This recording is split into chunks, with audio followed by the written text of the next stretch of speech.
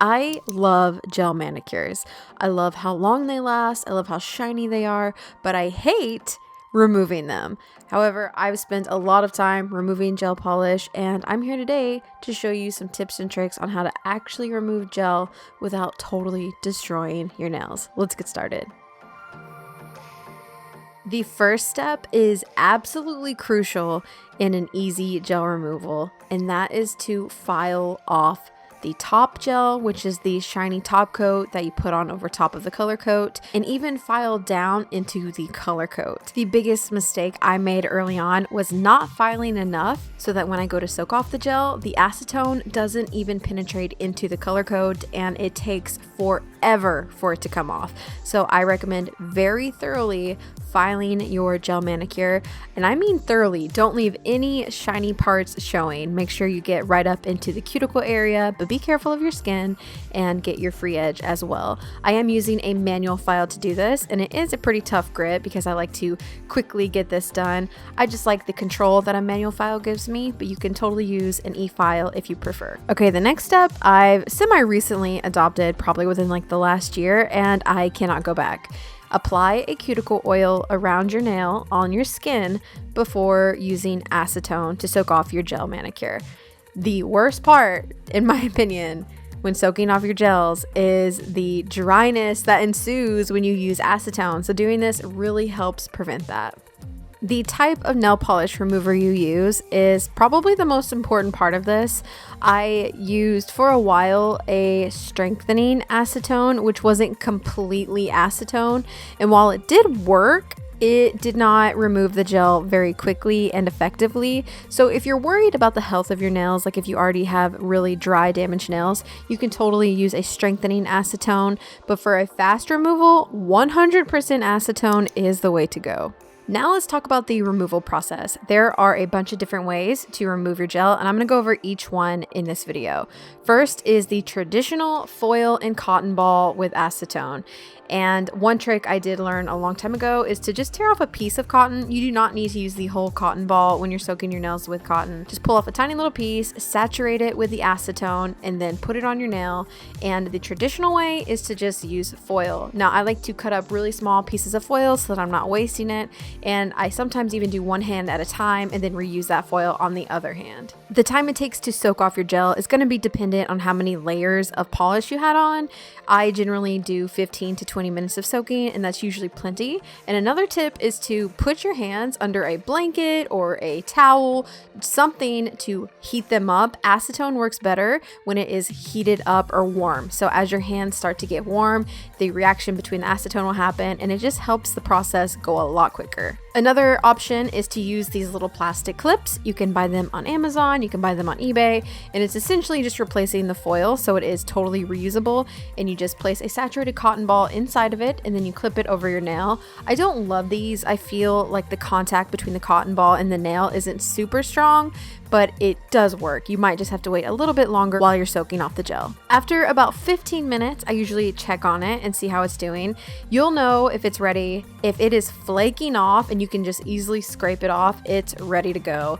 But if you have any pieces of gel that are stuck to your nail, soak it longer. This is when damage can happen to your natural nails, is when you force the gel off your nail with either a cuticle pusher or some sort of tool. Just soak it longer and you will save the health of your nails. Sometimes you might encounter a few spots on your nail that just aren't soaking well or removing well. And when that happens, I just go back in with a file, usually a lighter one, like a buffing file. And I just try to target that small little area just to help get some of those layers thinned out so that the acetone can just definitely get through to it and soak it off totally. Another option for removing your gel are these little foil squares. These are from Bio Seaweed Gel, and they have a tiny little cotton pad built into them. It is a dry cotton pad, so you will have to soak it with acetone, but it also has a little flap so that you can do the little fold over your finger and securely fold down the front, and it is attached to your finger a lot more secure. I've been using these most recently just because they're so easy.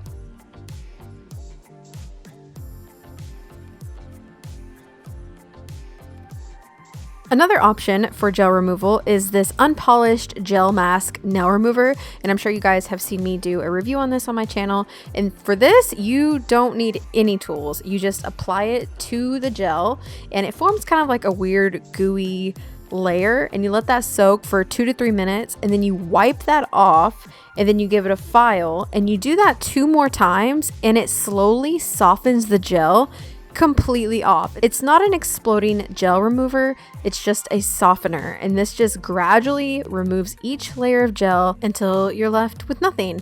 And then at the very end, you just give your nails a light buff, and that is the gel mask nail remover. This is a great option for on the go because they do come in tiny bottles and it's really easy. You don't need anything really. You need a paper towel and like a nail file, and you can remove your gel. So I really like it for that reason, but by no means do you have to go and buy a brand new product. But if that sounds like something you're interested in, I'll of course have that linked in the description box below.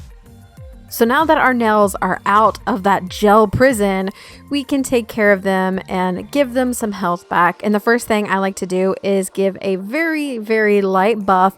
Like this is the softest grit file buffer you can think of, and I just buff my entire nail just in case there's any little bits of the base gel left, or sometimes you might have a little bit of flaking. I have natural flaking that just happens with or without gel, so I just use the buffer just to buff that away. And then you want to go and wash your hands thoroughly to get any residual acetone, anything off your skin. And let's start with clean, dry nails. And then after that, I go into filing, and I file my nails into a square shape, which I do have a video about that. It needs to be updated, but I think it's still pretty accurate as far as the method I use, so I'll link that here. But basically, I just file my nail square. Make sure you get the edges and the sides, and if you are doing square, make sure you round the corners a bit so that you don't stab yourself and so that they aren't prone to breaking off. I also like to pull the nail file vertically down the free edge of my nail, and this will just unattach any filings that may be stuck underneath the nail. You can also do this with a buffing block.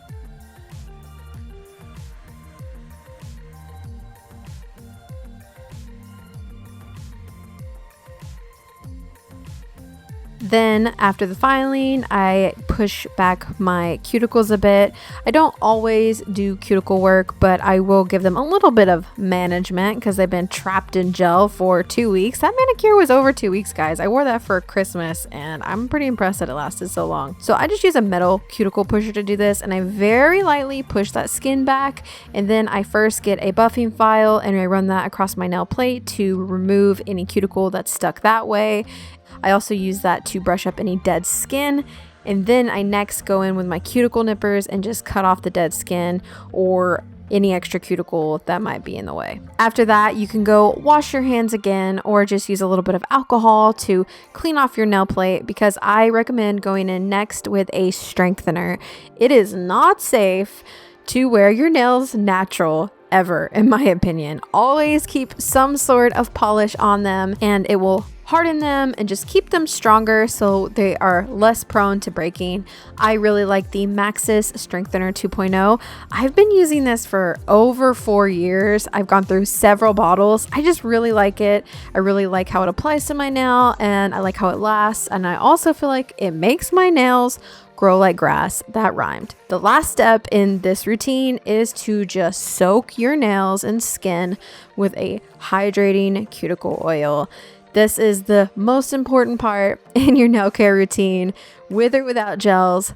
Apply some cuticle oil to those cuticles, honey. It'll hydrate your skin. It's good for your nail beds. It's just good all around. If you don't have a fancy cuticle oil, you can use coconut oil. You can use a lotion, just whatever you have. Give your nails a nice bath in hydration. And there you have my tips and tricks for removing gel without totally destroying your nails, and in fact, leaving your nails better than before gel, hopefully. If this was helpful, you can let me know by leaving this video a thumbs up.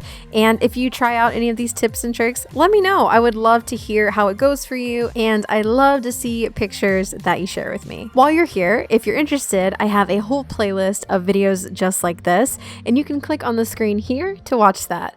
As always, thank you so much for taking the time to stop by, and I'll see you next time. Bye!